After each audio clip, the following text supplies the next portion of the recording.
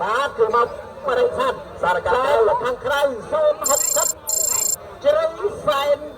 ឆាយជាស្នាមមានជ័យបារមីបឹងក្រុមបាទបឹងក្រុមដែលមកពីបឹងក្រុមបាទលវីអែមខាងបងប្អូនខាងលវីអែមបាទព្រឹកលវីអែមតែខាងក្រៅហើយយើងរងចាំមើលអាណាឈ្នះអាណាចាញ់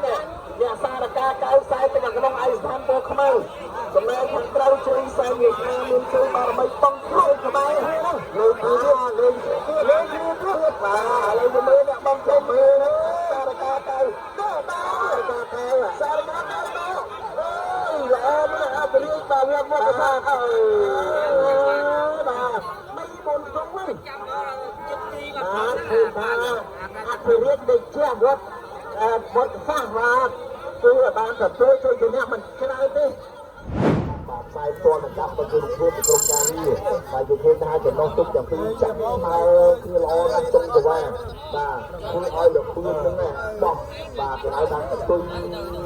លើទៅទឹកនេះក៏លាស់តែបើលាស់ឡើងទៅគឺវិញបាទមិនដឹងថាទុកនៅទឹកជ្រៅមើលអត់ឃើញទេអត់ឃើញទេបាទអូបាទបច្ចេកទេសនេះគឺមិនធម្មតាសម្រាប់ពីដូនពីតាឈាមជំនាញរបស់ហើយគឺតែមកយើងគឺបកកែផងទៅទេបាទបកកែធ្វើបកកែផលិតទៅយកកោតថាហើយកោតថាទៀតបាទសម្រាប់បច្ចេកទេសនៃការសាងសង់ទុកវិញបាទបាទលើយើងបន្តបាទមើលពីបាទលឿនរបស់គាត់វិញបាទយ៉ាងមិនដែរសម្រាប់សាហាវវាទៅទៅនេះបាទតាមជាវត្តមន្តសាសតែទៅខាងក្រៅនៅតឡទេបាទនាំមុខប៉ុន្តែឥឡូវខាងក្នុងបយបាទជើងតែឆាយវាស្នាមានជ័យបារមីបំរុងដកហើយជើងទី1គាត់ដកចាញ់តោដកនេះអាចតោមកជក់បាទតែវាមិនអាចដកទៅទេហើយក្រៅនៅឆ្ងាយណាស់បាទក្រៅនៅតែលឿនបាទវត្តមុខបាទបាទតែទឹកក្រៅបាទ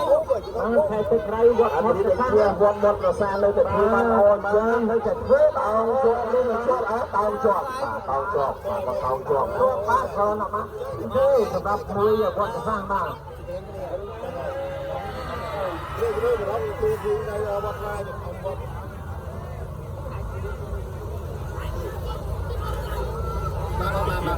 គឺតាមបាទ